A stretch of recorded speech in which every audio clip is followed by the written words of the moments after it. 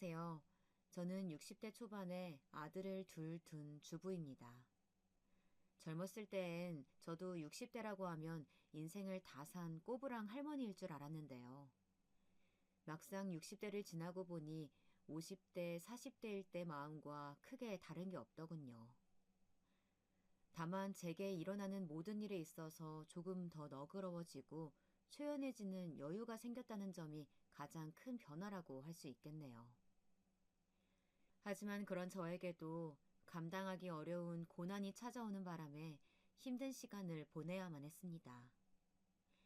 이번 유튜브 사연으로 그 이야기를 꺼내보고자 합니다.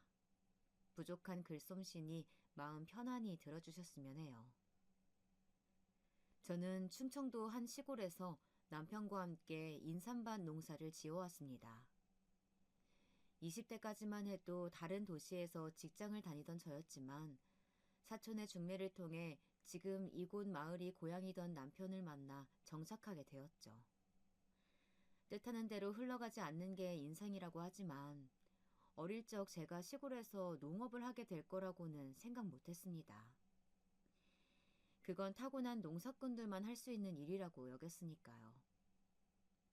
그런데 뜻하지 않게 남편을 따라오게 되었고 어느새 저도 그럴듯한 농사꾼이 된 겁니다. 처음엔 안 해본 일이 없었던 것 같아요.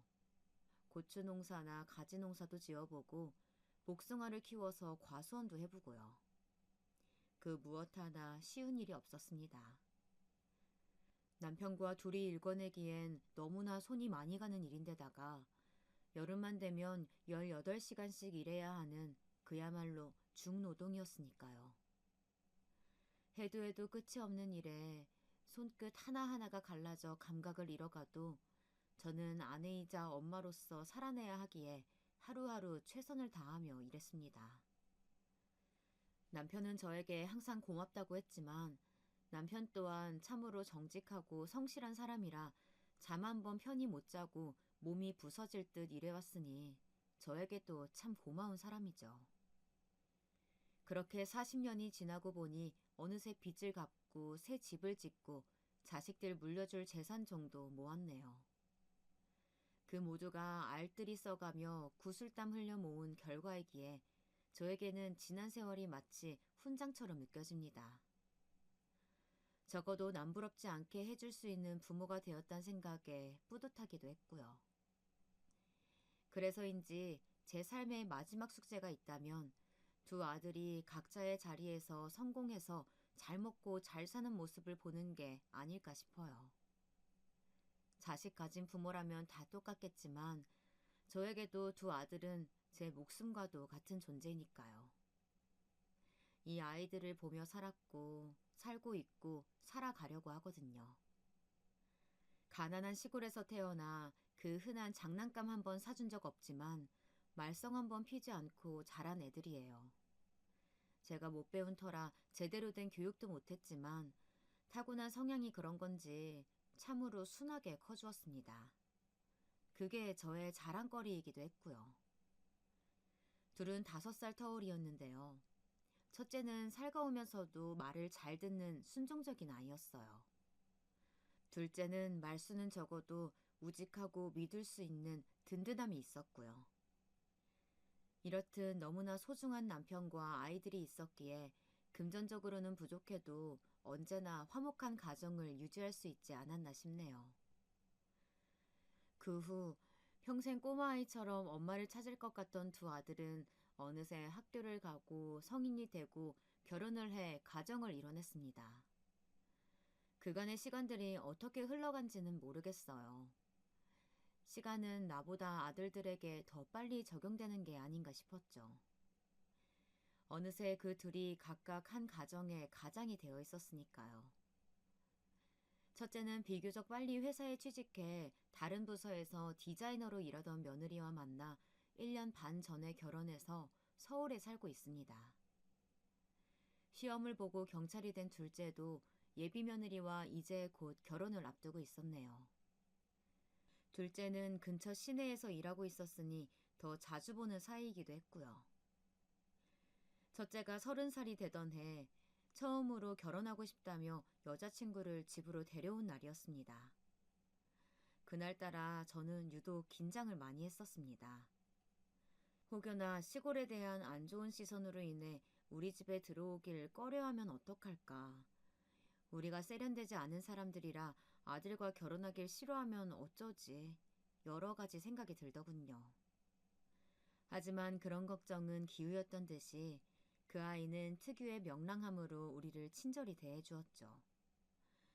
이런 마을은 처음 와봤지만 도시와 다르게 자연의 따뜻하고 온화한 분위기가 마음에 든다면서요. 나중에 나이 들면 이런 시골 마을에서 사는 것도 너무 좋겠어요. 원래 그런 로망 하나쯤 가지고 있잖아요. 어머님, 아버님 댁 옆에 살아도 좋을 것 같고요. 그치, 지훈 씨? 적당히 강단도 있고 고집도 있어 보이는 게 첫째와 잘 어울리는 아내감이라고 생각했죠. 첫째는 다 좋지만 약간은 무른감이 있어서 줏대를 잡아줄 사람이 필요한 것 같았거든요. 그 만남 이후로 첫째 아들의 결혼은 일사천리로 진행되었습니다. 그동안 모아둔 돈으로 집을 마련해 주려고 했지만 첫째가 거절하더라고요. 자신이 모아둔 돈도 있고 첫 집은 대출을 받아서 전세로 가려고 했다면서요. 엄마, 괜찮아. 요즘 다 대출받아 사는데요, 뭐. 안 도와주셔도 돼요. 아니다. 엄마 아빠의 성이야. 젊은 너희들이 돈 모으는 거 쉽지 않을 텐데 벌써부터 빚내면 안 되지 않니? 고마워요, 어머님. 이 은혜 잊지 않을게요. 역시 우리 어머님 배포가 크셔. 그래도 자식이 결혼하는데 부모가 되어서 손 놓고 있을 순 없으니 반 정도는 보태주었습니다. 첫째는 너무나 미안해하면서도 고마워하며 꼭 갚겠다고 했지만 어차피 자식들에게 나누기 위해 모아온 돈이라 전혀 아깝지 않았습니다. 또 며느리의 살가운 모습에 기분도 좋더군요. 오히려 그때 전 제 계산보다 한참 적은 금액을 지원해준 터라 나이가 더 들고 나면 가게라도 차릴 목돈을 물려주기로 염두에 두었죠. 둘째는 사실 결혼을 안 할 줄 알았어요. 워낙 애가 숫기가 없어서 연애와는 담을 쌓았거든요. 그런데 중학교 동창을 다시 만나더니 이렇게 식을 올리게 된 거죠. 그 사람이 누구든 간에 둘째가 함께 할 반려자가 생겼다는 것만으로도 저는 정말 행복하더군요. 세상에, 동창을 다시 만나고 있다고? 네. 너무 잘 되었구나. 세상에. 둘이 연애를 한다는 이야기만 들었을 때도 참 기뻤어요. 그저 너무 기분이 좋았습니다. 결혼이 삶의 종착역은 아니지만 그래도 내 자식들만은 일생을 외롭지 않도록 결혼하는 걸 봐야 마음이 편할 것 같았거든요. 어찌됐건 여기까지가 제가 걸어온 길고도 짧은 길입니다. 고단한 삶이었지만 순탄하다면 순탄한 일상이기도 했죠. 하지만 문제는 예상치 못한 시기에 갑자기 저를 덮쳐왔습니다. 첫째가 결혼한 뒤 1년 반이 지나고 둘째가 결혼을 반년 정도 앞둔 때였습니다. 그러니까 둘째 며느리가 될 애가 한번 인사를 오고 가족 간의 단합을 다져가고 있을 때였죠. 처음 둘째 며느리가 될 애가 저희 집에 인사를 왔는데 글쎄 첫째 며느라기가 조금 시기 질투를 하는 것 같더라고요. 아님 군기라도 잡을 모양인 건지 둘째 아이를 내내 못마땅하게 보는 것 같았어요. 어머님, 안녕하세요. 둘째 며느리가 수줍게 인사를 건네고 들어올 때부터 성격이 내성적인 아이라는 건 짐작하고 있었는데 사실 시부모를 처음 뵙는 자리이면 누구나 더 어렵고 불편할 수 있잖아요. 근데 첫째 아이가 어머, 우리 동서될 사람은 집안일 안 해봤나 봐. 과일을 못 깎어? 아니 근데 왜 이렇게 사람 말이 느려? 내가 아까 물은 질문을 지금 하네. 괜찮아. 뭐 그럴 수도 있지. 오히려 기다리는 재미가 있네. 아, 그만해 여보. 그럴 수도 있지. 사람 무안하게 시리. 아니, 그냥 나는 장난으로 하는 말이었지. 기분 나빠하지 마세요. 그래, 좋은 자리에 좋은 말만 오가야 하지 않겠니? 그래, 아가씨는 어디서 일을 한다고요? 장난이라고 하는 말 속엔 뭔가 그냥 지나칠 수 없는 의미심장한 의미가 담겨 있는 것 같았어요. 좋은 분위기가 첫째 며느라가로 인해 어그러지는 것 같자 급히 남편이 수습을 했지만 차마 이때의 찝찝함은 지울 수가 없겠더군요. 뒤에 저에게 일어났던 일을 생각하면 더더욱이요. 첫째 며느라간 명랑하고 강단도 있어 보이지만 그만큼 자기 주장도 강하고 어딘지 날카롭고 뾰족한 구석이 있었어요. 안 좋은 의미로요. 그게 뭔진 그땐 잘 몰랐지만요. 아무쪼록 저 때 이후로 두어 번 정도 같이 자리를 했는데 어쩐지 둘째도 둘째 며느리도 첫째 며느리를 불편해 하더군요. 저한테 대놓고 험담을 한다거나 하진 않았지만 그냥 묘하게 느껴지는 분위기가 그랬습니다. 어머, 여기 음식 맛이 조금 그러네. 어머니 입맛에 맞으세요? 전 여기 꽤 비싼 곳이라고 해서 온 건데 여기 누가 예약한 거예요? 아, 예비동서가 예약한 건가? 후기 이런 거 잘 살펴보고 예약하지 그랬어. 요즘 인터넷 보면 후기들 많이 써져 있는데. 아, 네, 죄송해요. 예, 괜찮다 나는. 그만해라. 네, 어머님.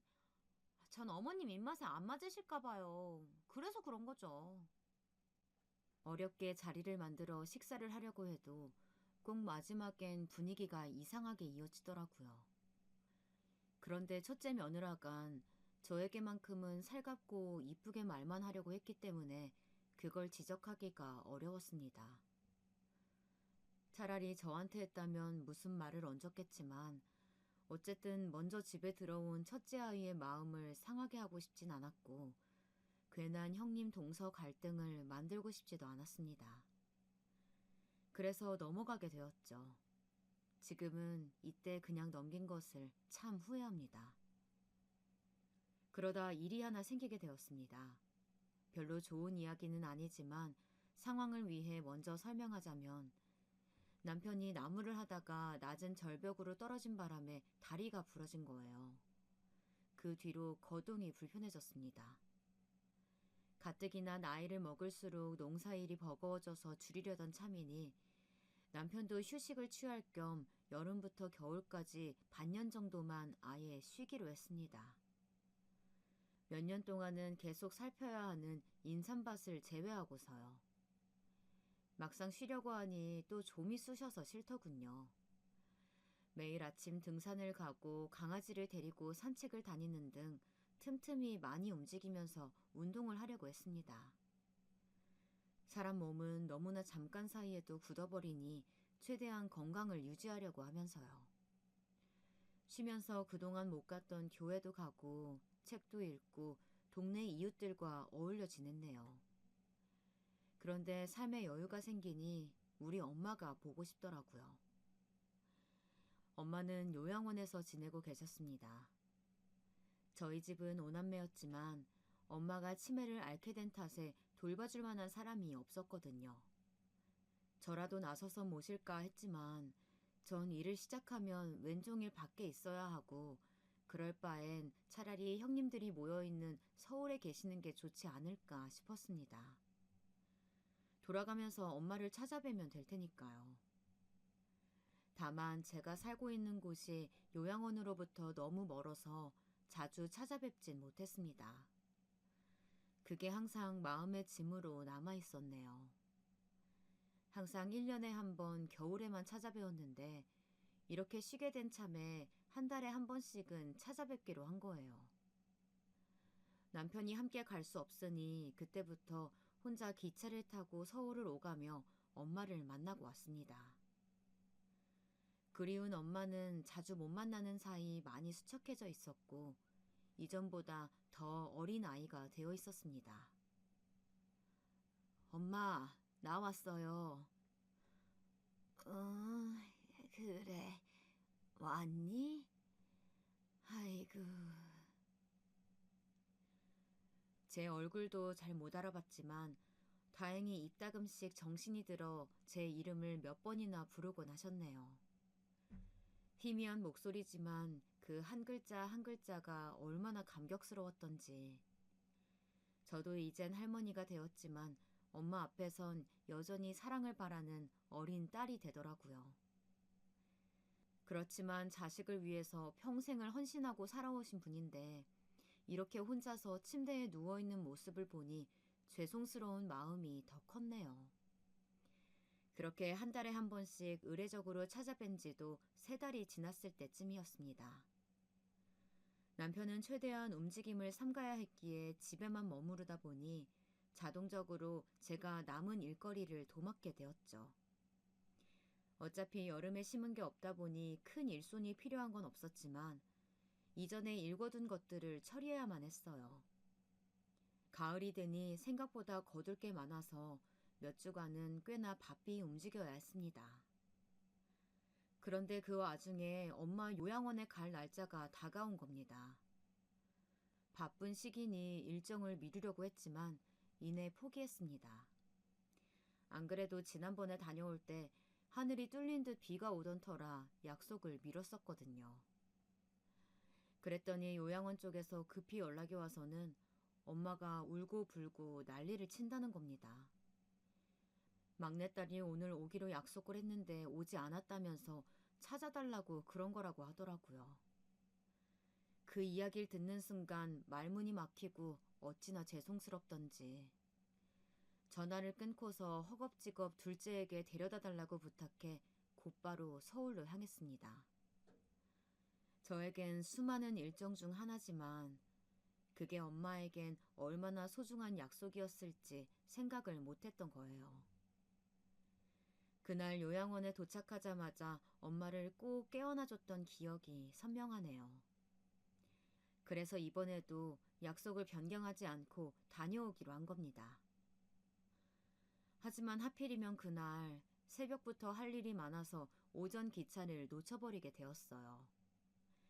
할 수 없이 오후 차를 타고서 서울로 향했습니다. 부끄럽지만 일을 하고 바로 출발한 터라 꼴이 말이 아니긴 했어요. 제대로 씻지도 못하고 옷만 대충 갈아입은 채요. 올라가는 기차 안에서 급한 대로 정돈하긴 했지만 평소 때와는 차이가 있었을 거예요.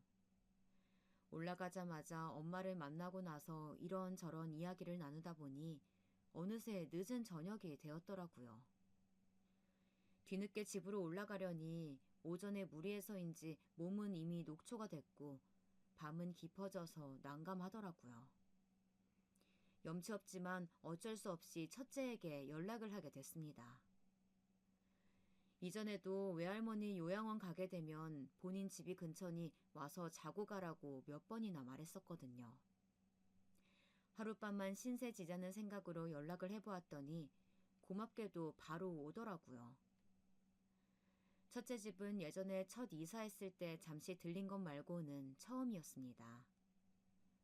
첫째 며느리와는 자주 보지 못했어도 때 되면 가끔씩 전화통화를 하거나 문자를 주고받곤 했었거든요. 흔히 말하는 딸 같은 며느리와 친엄마 같은 시어머니 관계는 아니어도 속정이 있는 사이라고 생각했죠. 그래서 제가 하룻밤 묵는 걸 가볍게 생각했던 것 같네요. 이게 저의 실수라면 실수였던 것 같습니다. 첫째 집에 도착하고 나니 며느리가 반갑게 맞이하더라고요. 어머니, 지은 씨한테 이야기 들었어요. 너무 잘 오셨어요. 근데 집을 깔끔하게 못 치워서 죄송해요. 어머니 집이라고 생각하고 푹 쉬다 가세요. 아휴, 고마워라. 이렇게 갑자기 오게 돼서 다은이 너한테 너무 미안하네. 신세지고 싶지 않았는데. 아유, 그런 말씀을요. 오히려 잘 됐어요. 밤늦게 돌아가시면 위험하셨을 테고 이렇게 된 거 아들 집도 구경하시면 좋잖아요. 고맙다. 고마워. 빈말이라도 먼저 나서서 반겨주고 챙겨주는 며느리가 너무나 고맙더군요. 저는 샤워를 마치고서 아들 부부와 함께 이런저런 이야기를 나누었습니다. 저는 그동안 제가 남편과 둘이 지내며 있었던 소소하고 소박한 하루 일과들, 지난 시간 동안 마을에서 일어난 수많은 자연 변화와 여러 볼거리들에 대해서 말해주었죠. 괜스레 걱정할까봐 요양원을 오가며 엄마와 있었던 일에 대해선 이야기하지 않았지만요. 아들 쪽 이야기도 들어보니 그 부부도 열심히 살고 있었던 것 같더라고요. 둘은 같은 회사를 다니고 있었는데 회사 상황이 점점 안 좋아져서 부업으로 할 만한 다양한 일을 알아보고 있다고 했어요. 며느리가 인테리어 일을 하니까 그 전공을 살려서 카페 창업 쪽으로 생각한다고요. 카페를? 네, 어머니.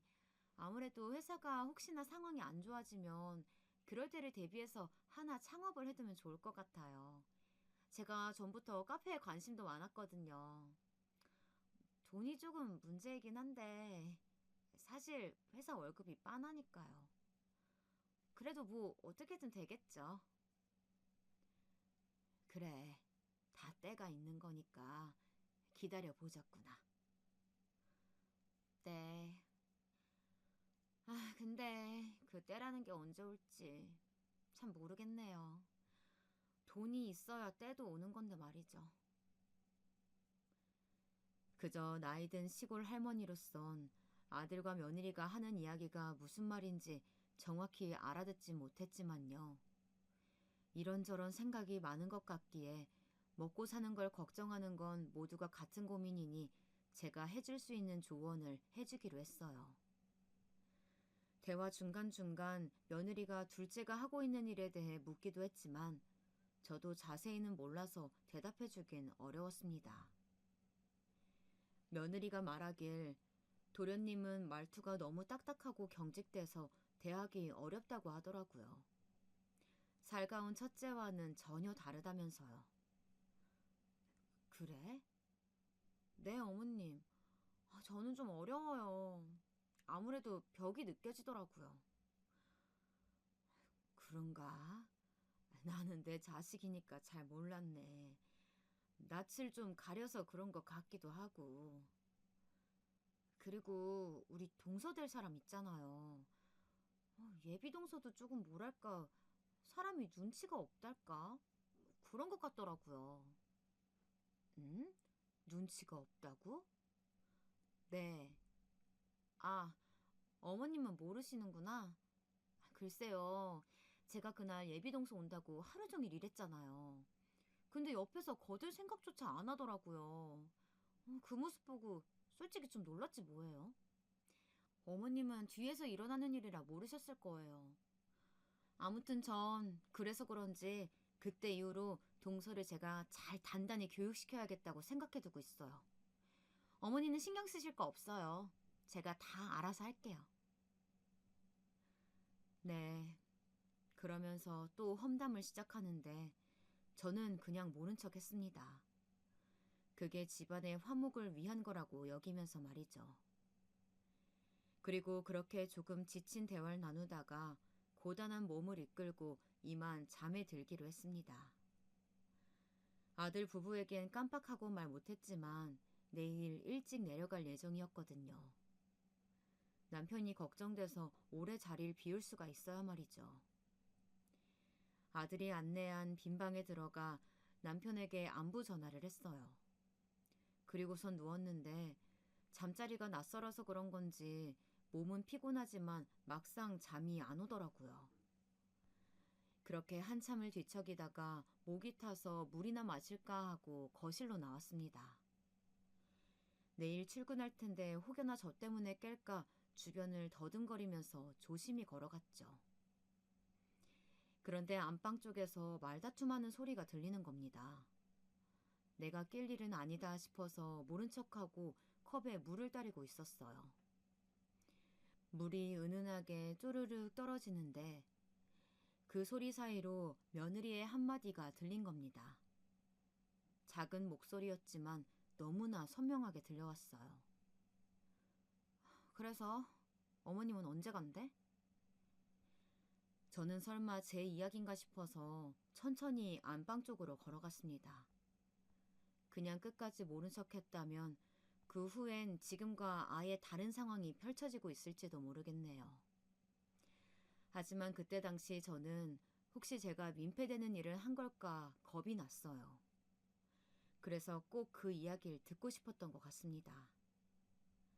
제가 안방 틈 사이로 들었던 대화는 정말로 아들 부부가 한 말이 맞는지 아님 또 다른 사람이 있는 건 아닌지 의심할 정도로 상상하지 못한 이야기였습니다.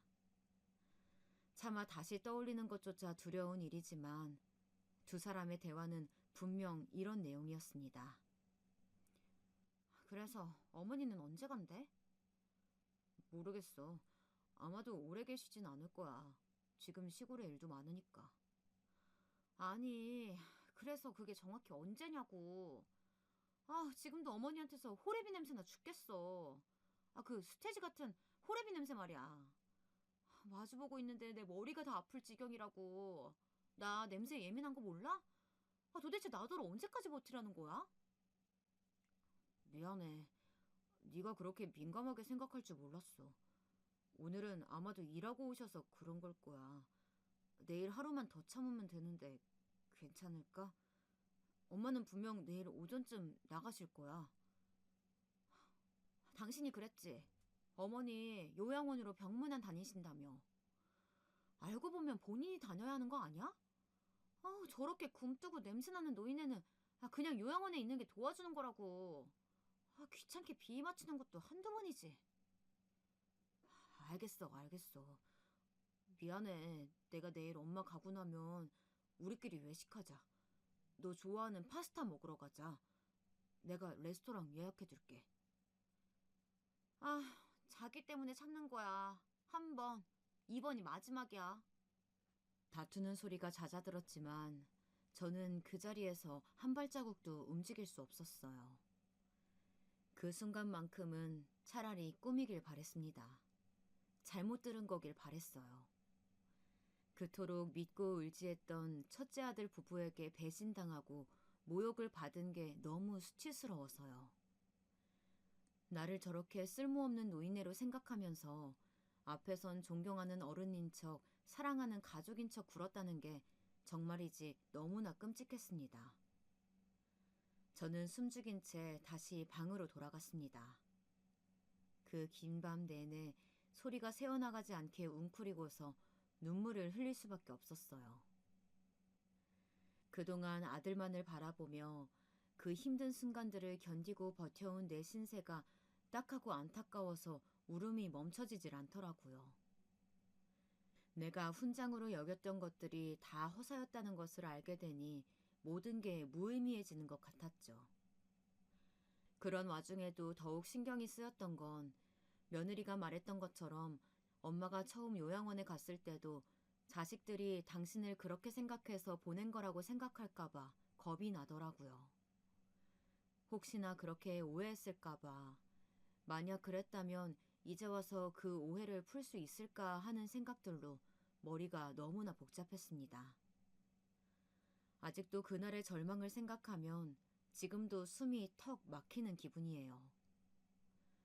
어떻게 흘러간지 모를 그 긴 밤이 지나갔어요. 거의 뜬 눈으로 지새운 저는 새벽부터 집으로 돌아갈 채비를 하고 있었습니다. 움직이는 소리를 듣고서 아들이 방을 찾아왔더군요. 뭐야 엄마, 왜 이렇게 일찍 일어났어? 벌써 가려고? 저를 보며 평소처럼 말을 거는데 도저히 얼굴을 쳐다보지 못하겠더라고요. 울음이 터져 나오려는 걸 억지로 참고서 아무 말 없이 그렇게 집을 나섰습니다. 아들이 붙잡는 걸 뿌리치면서요. 나 간다. 엄마 왜 그래? 무슨 일 있어? 왜 말도 없냐고. 알았어. 그럼 데려다 줄게. 밥만 먹고 가. 그렇게 저는 기차를 타고 집으로 향했습니다. 돌아가는 길에도 주책 없이 연신 눈물이 나오는 걸 참느라 혼났네요. 집에 도착하자마자 저는 욕실에 들어가 제 몸을 닦기 시작했습니다. 살이 부르트도록 닦고 또 닦아도 그 냄새라는 게 지워지지 않는 것 같았어요.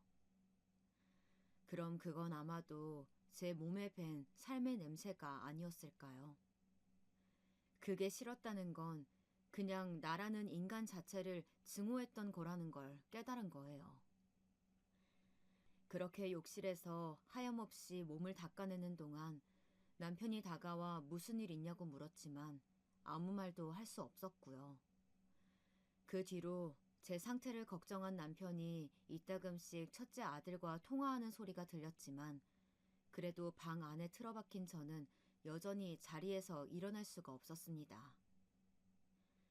그렇게 하루 이틀이 지나고 나서야 배가 고프고 그만 일어나고 싶다는 생각이 들더라고요. 남편의 도움으로 몸을 일으킨 저는 전과 같은 기력을 되찾기 위해 조금씩 움직이는 노력을 했어요.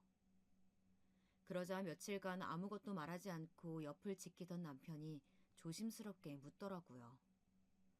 서울 가서 무슨 일이 있었냐고요. 더 이상 비밀로 할 수 없을 것 같아서 솔직하게 전부 이야기했습니다. 제가 말하고 듣고 느낀 전부를요. 묵묵히 듣고 있던 남편은 이야기가 끝나자마자 참았던 눈물을 흘리더라고요. 그리고선 제가 혼자 감당했어야 할 그 고통들에 대해서 안쓰러워하며 자식을 잘못 키웠다고 모두 자기 죄라고 말했어요. 내 죄야. 내가 그놈을 잘 가르쳤어야 하는데 내가 자식 교육을 잘못 시켰다. 내 죄야. 당신은 슬퍼하지 마. 아니에요. 아니야. 이게 왜 당신 탓이에요. 내 탓이지. 정말 자식 키우는 거 참 힘들구만. 힘들어. 죄라는 말이 너무나 마음이 아파서 저는 남편을 안았고 우리 부부는 서로를 부둥켜 안고서 소리 죽여 울었습니다. 우리는 그저 한평생 우리 자리에서 최선을 다해 일해온 것뿐인데 대체 무슨 죄를 지었기에 이런 고통을 받아야 하는 걸까요? 억울하고 분해서 참을 수가 없었어요.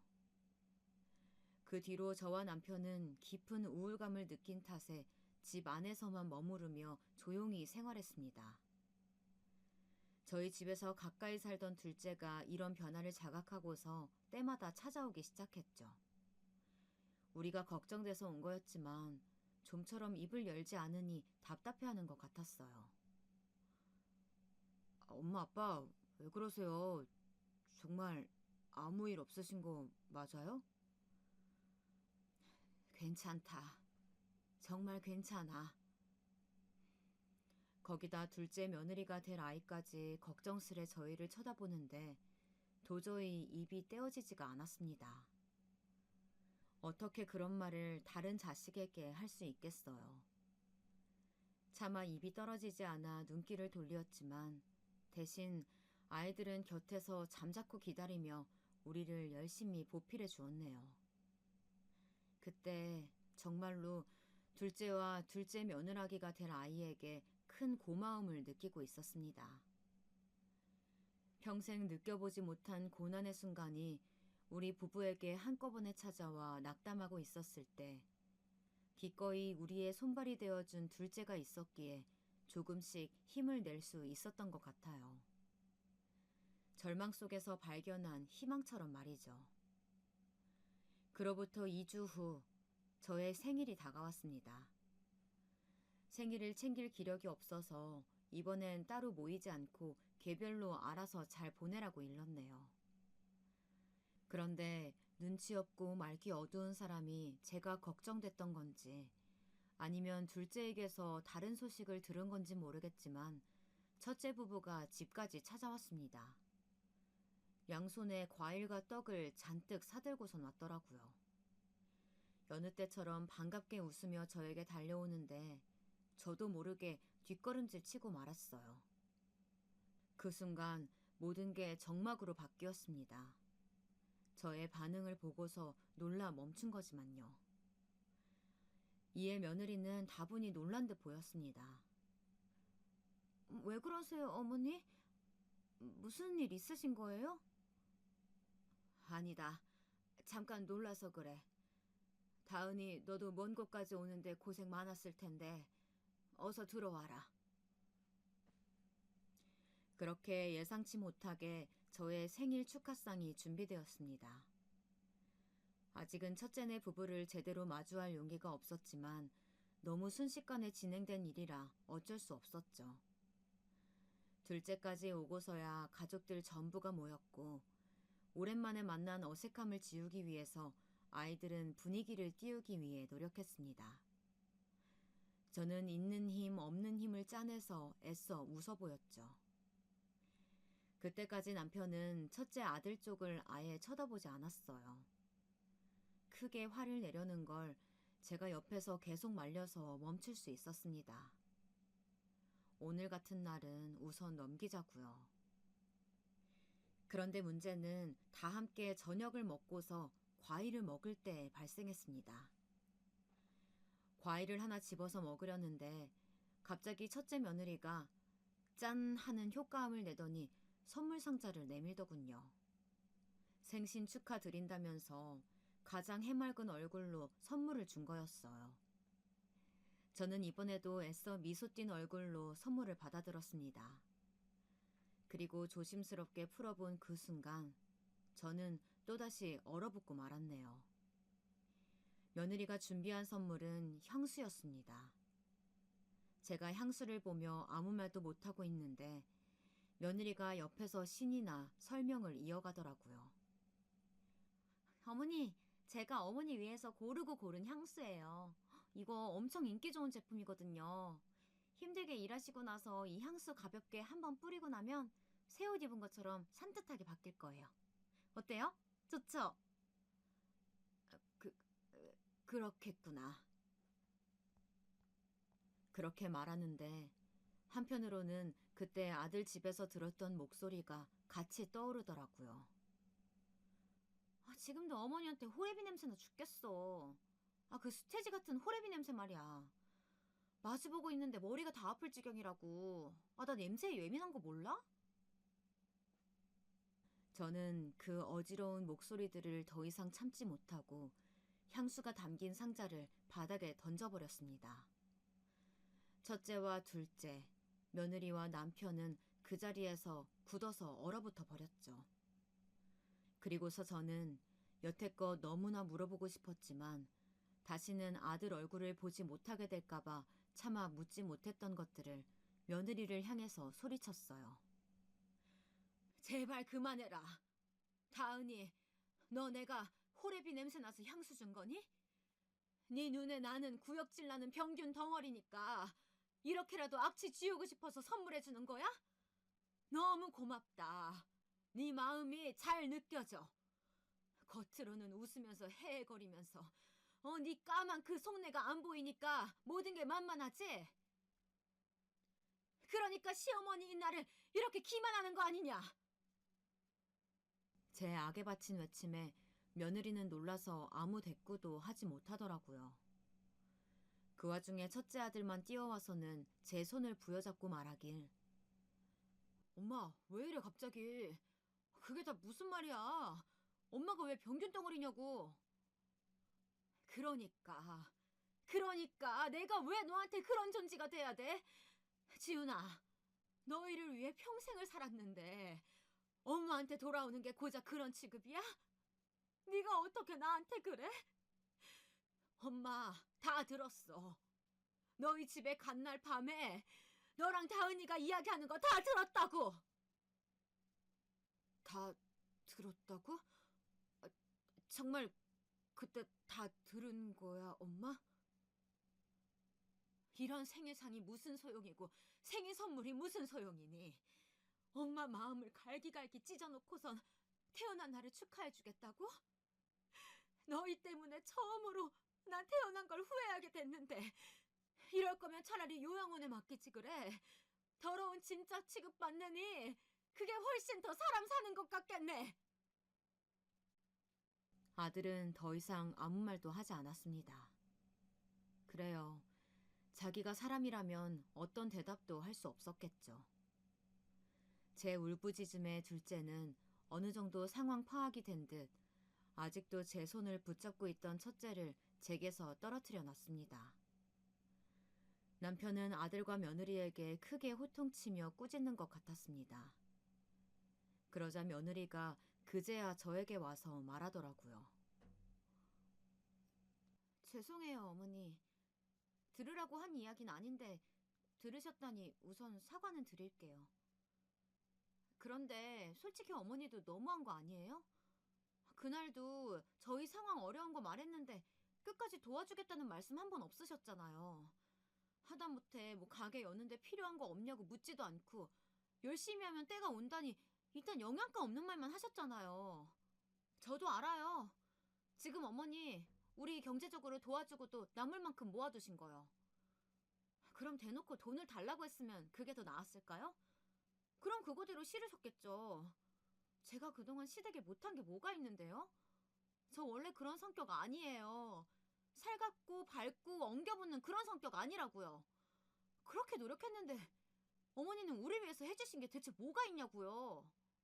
이 광경을 바로 옆에서 지켜보던 첫째는 저와 며느리 사이에 서서 싸움을 말리지도 멈추지도 못한 채 안절부절 못하고 있었어요. 그 모습을 보며 아, 저래서 그동안 붙잡혀 살았구나 싶더라고요. 그게 너무나 한심해서 도저히 아들을 쳐다볼 수 없었네요. 결국 돈 때문에 나한테 애쓴 거라는 거지? 그 몇 푼 얻고 싶어서 네 자신도 속이고 여태 거짓으로 우리 가족 대했다는 거 맞지? 그 몇 푼? 그 몇 푼이 저희에겐 목숨줄이에요. 어머니가 시골에만 계셔서 세상 물정 잘 모르시나 본데 사람은 누구나 목적이 있으니까 행동하고 태도를 취하는 거예요. 그러니까 그냥 처음부터 너그럽게 도와주셨으면 이런 사단 안 났을 텐데요. 돈을 쥐고서 줄 듯 말 듯 행동하니까 그러죠. 정말 구질구질하게. 근데 그 말이 끝나자마자 남편이 일어서더니 아들의 뺨을 아주 세게 연달아 3번을 때렸습니다. 그 소리에 놀라서 우리 사이에도 일순간 또다시 적막이 찾아왔죠. 저 또한 놀라 입을 벌리고 말았습니다. 아버님, 지금 뭐 하시는 거예요? 이 사람 뺨 때리신 거예요? 네가 맞지 않았다고 해서 서운해할 필요 없다. 너는 남의 집 딸이니까 우리 집 자식을 때린 거지. 이유는 3가지다.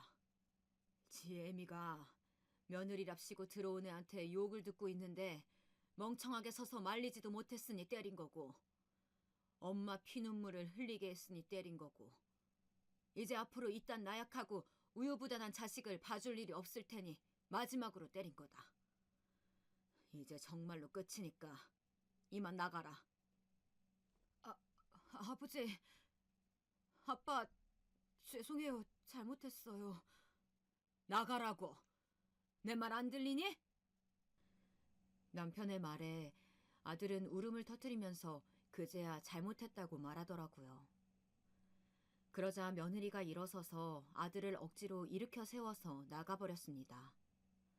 아들은 멍청하게도 또다시 질질 끌려가고요. 아무래도 거부할 수 없는 무언가가 있는 것처럼 아들은 며느리를 따랐습니다.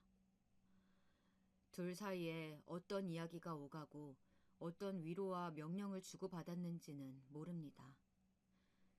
다만 2사람은 그렇게 건너올 수 없는 강을 떠났고 가족으로서 끝을 맞이한 겁니다. 물론 피가 섞인 아들과 그렇게 말처럼 쉽게 절연을 할 순 없겠지만 이번 일로 인해서 저는 마음의 문을 닫아버리고 말았거든요. 늘 순종적이고 순진했던 첫째는 이제 정말로 아내를 선택을 한 거겠죠. 그동안 무슨 일이 있었던 거예요? 힘드시겠지만 저한테도 말씀해 주세요. 엄마, 아빠. 그게 말이다. 둘째가 그제서야 무슨 일이 있었는지 진위를 물었어요. 저는 첫째 집에서 겪었던 일을 전부 말해주었고 그동안 남편과 어떤 마음으로 지내왔는지 말해주었습니다. 그러자 둘째는 아무 이야기 없이 저를 꼭 안아주었습니다. 고생했다, 미안하다, 이런 말 하나 없이요. 그런데 어쩐지 그게 더 위안이 되는 기분이었습니다. 말로 상처받은 마음에 따뜻한 포옹으로 위로를 건네는 느낌이어서요. 첫째와 며느리가 바라던 게 결국 저와 남편이 모아온 돈이었다는 걸 깨달은 저는 허탈함을 감출 수 없었습니다. 제가 첫째에게 결혼 자금을 보내면서 했던 말이 있었어요. 지금 이렇게 보태주긴 하지만 네가 원하면 이것보다 더 내어줄 수도 있어. 엄마 아빠는 언제나 너를 응원하고 너의 편으로 존재할 테니까 도움이 필요하면 말해라. 그런데 아들은 이 말을 며느리에게 고지고대로 전했을 테고 둘은 그렇게 우리 재산이 탐이나 제 성격에도 맞지 않는 다정한 척을 해온 거겠죠. 자식들을 위해서 모아온 돈인데 오히려 그 돈 때문에 자식을 버리게 되는 날이 올 줄은 꿈에도 몰랐던 일이네요. 저는 더 이상 또 다른 분쟁이 일어나지 않도록 어서 재산을 처분해야겠다는 생각만 들었습니다. 그래서 저와 남편이 앞으로 노후 자금으로 쓸 돈만 남겨두고 나머지 돈을 한 통장 안에 모아두기로 했죠. 하나 둘씩 땅을 처리하다 보니 돈을 벌어야겠다는 일념하에 참 많은 곳에 손을 댔다는 걸 깨달았습니다. 이 밭들도 내 일터이자 집 같은 곳들이었으니 막상 팔면서 섭섭함을 느끼기도 했고요. 그렇게 모아보니 통장 안에는 어느새 3억가량의 돈이 모였습니다. 우리 부부가 앞으로 먹고 살 돈을 제외했으니 제 기준으로서 이 정도면 꽤나 많이 모아뒀다고 생각되더라고요. 그 모아둔 돈에서 조금 떼서 엄마 요양원 병원 침실도 바꿔드렸어요. 집으로 데려올 수는 없지만 그렇게라도 조금 더 편히 모시고 싶은 마음이었습니다. 남은 빚은 앞으로 살면서 더 자주 찾아뵙는 걸로 갚아 나가야겠죠. 제가 엄마를 버렸다고 생각 들지 않게 사랑하는 마음을 담아서 가려고 합니다. 그리고 나서 얼마 후 남편이 첫째 부부와 둘째 예비 며느리를 집으로 불렀습니다. 첫째 내외와 그 일이 있은 지 정확히 3달 만의 일이었습니다. 다가온 새해 명절을 명분으로 부르긴 했지만 저는 이게 아마도 우리의 마지막 가족 모임이지 않을까 싶은 마음이었습니다. 생각보다 초대를 흔쾌히 받아들이고서 찾아온 첫째네는 이전과 크게 달라진 게 없어 보였습니다. 다만 아들의 얼굴에 걱정과 심려가 가득한지 낯빛이 어두워 보였지만 본인이 초래한 일이니 감당해내라는 마음에 모른 척했네요. 그와 다르게 첫째 며느리는 낯짝이 두꺼운 건지 뭔지 그 익숙한 웃는 얼굴로 인사를 건네더라고요. 안녕하세요, 어머니. 오랜만이에요. 그동안 잘 지내셨어요? 그래. 덕분에 별 문제 없이 잘 지냈다. 다행이네요. 궁금하실 텐데 저희도 회사 다니면서 열심히 살고 있어요. 카페는 조만간 어떻게든 차리려고 준비 중이고요. 나중에 개업하면 한번 놀러 오세요. 제가 맛있는 커피 타드릴게요. 첫째 며느리를 다시금 마주하는 건 구역질 날 만큼 어려운 일이었지만 다행히 대화가 길지 않은 터라 참을 수 있었어요. 그 다음 둘째네까지 모였을 때 남편은 어렵사리 입을 열었습니다. 자, 그간 우리 가족의 불화가 어디서부터 시작됐냐 하면 나와 너희 엄마는 바로 이 재산 때문이라고 생각했다. 우리를 구해줄 이 돈이 오히려 우리를 해하고 멀어지게 할 줄은 꿈에도 몰랐다. 우린 그냥 잘 먹고 잘 살고 싶었던 것뿐인데 말이지.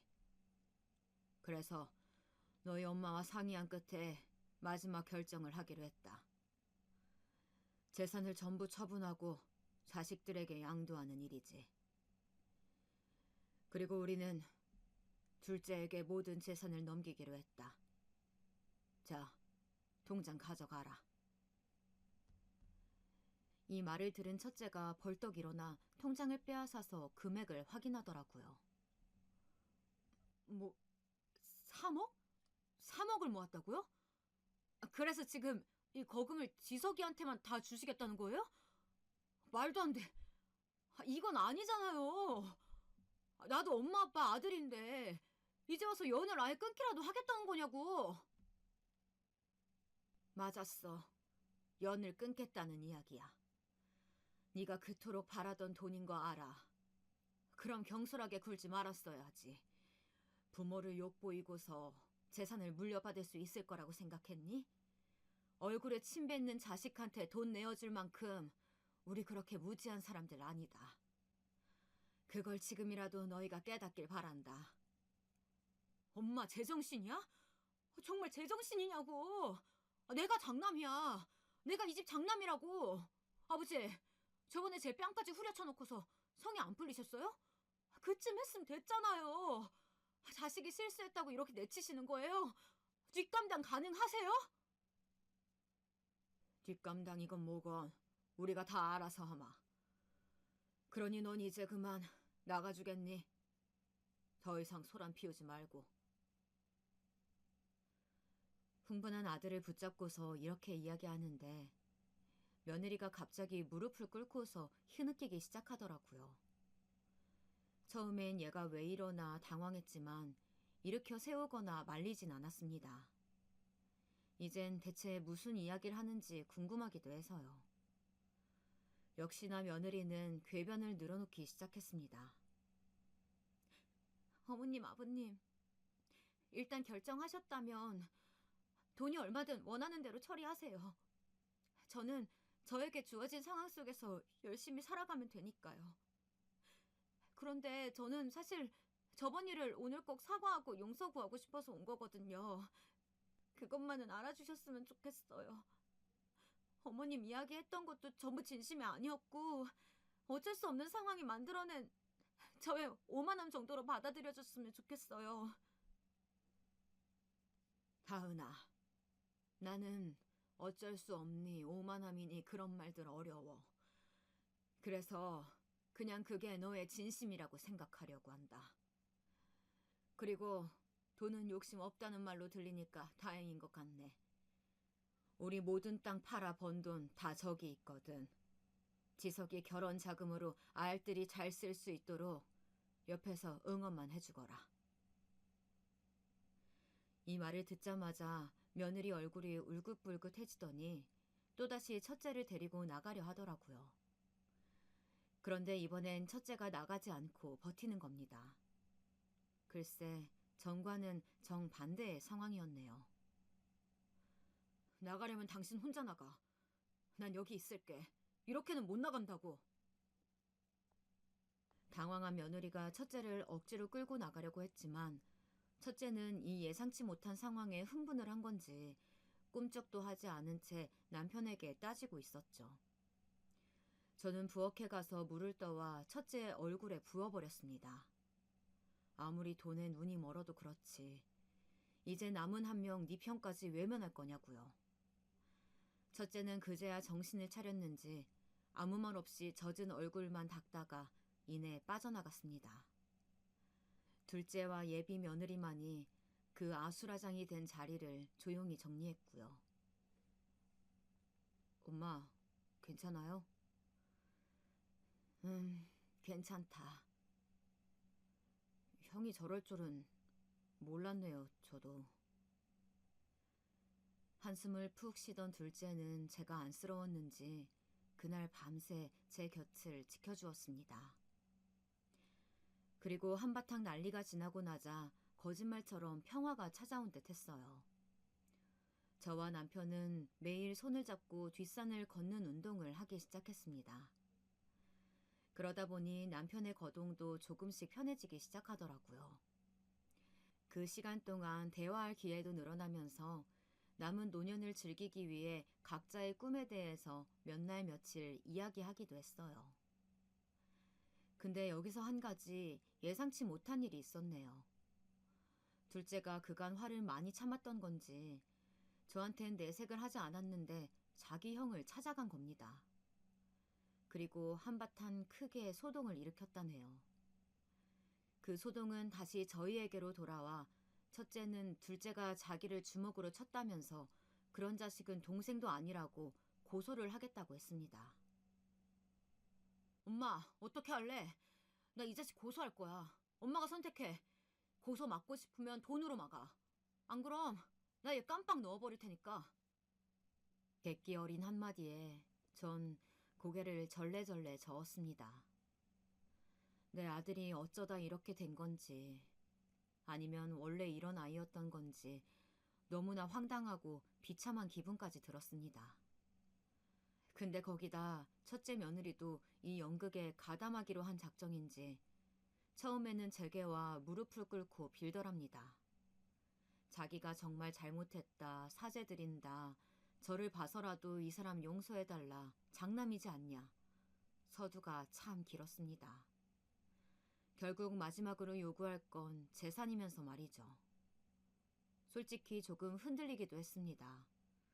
첫째 아들이 이렇게 동생과 등을 지고 산다 생각하면 부모로서 마음이 편한 건 아니었으니까요. 그걸 제가 만든 게 아닐까 싶은 일말의 죄책감도 있었고요. 며느라인 지극정성이었어요. 매일 아침 찾아와 문 앞에 무릎을 꿇고 앉아 눈물을 뚝뚝 흘려가며 용서를 빌었죠. 심지어 여기엔 예상치 못하게 사부인까지 가세했습니다. 우리 딸애가 하면 안 될 말을 한 것 같아요. 다 제가 자식 교육을 잘못 시킨 탓입니다. 그래도 봐서 아시겠지만 정말 나쁜 애는 아니에요. 아시잖아요. 한번 품어주시면 절대 배신할 아이 아닙니다. 사부인까지 이렇게 나오니 솔직히 당황스럽기도 하고 어째야 할지 모르겠더라고요. 며느린 밉지만 사부인에게 무슨 죄가 있겠어요. 하지만 이를 말려준 건 남편이었어요. 사부인에게 여기서 이러지 마시라며 강하게 나오더라고요. 자식이 잘못한 게 어떻게 그 부모 탓일 수만 있겠냐면서 직접 예의 있게 사부인을 집까지 데려다 주겠다고 하더군요. 남편의 현명한 처사였습니다. 그 덕에 사부인은 어쩔 수 없는 표정으로 돌아갔고 저는 며느리 말에 넘어가려던 마음을 접고 꿈쩍도 하지 않았습니다. 그랬는데 그 다음 날 일이 터지더라고요. 바로 자기가 더 이상은 아들과 못 살겠다며 이혼을 생각 중이라면서 호소를 하는 거 있죠. 어머님 아들 정말 요즘 단단히 미쳤어요. 제 냄새 발언은 사과드릴게요. 근데 어머님 아들 정말 제정신 아니에요. 맨날 술 먹고 돌아다니고 저 정말 이 사람 때문에 인생 망치게 생겼다고요. 어머님이 책임져 주세요. 이 사람 정신 차리게 해주시던지 아님 저 이혼해요.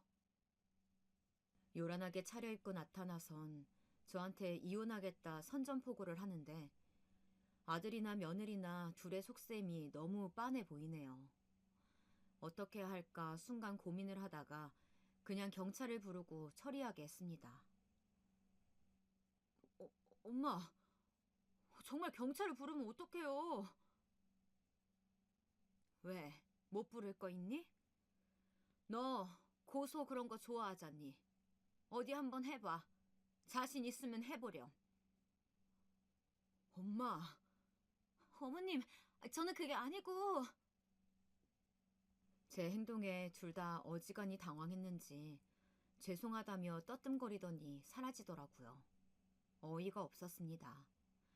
이게 무슨 드라마 같은 일인지.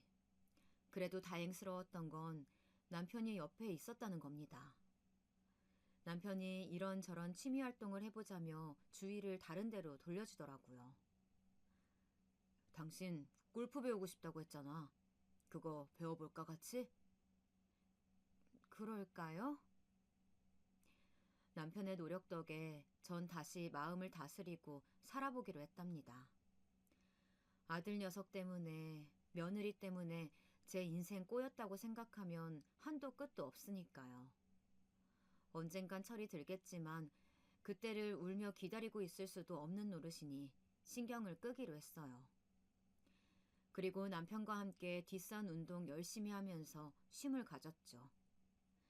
오히려 그 쉼의 시간 동안 뭔가 재충전되는 기분이었답니다. 그렇게 마음의 상처도 아들에 대한 일도 서서히 천천히 극복을 해나갈 수 있었고요. 요즘에는 어떻게 지내냐고요? 최근에는 함께 집에서 골프를 배우기로 했어요.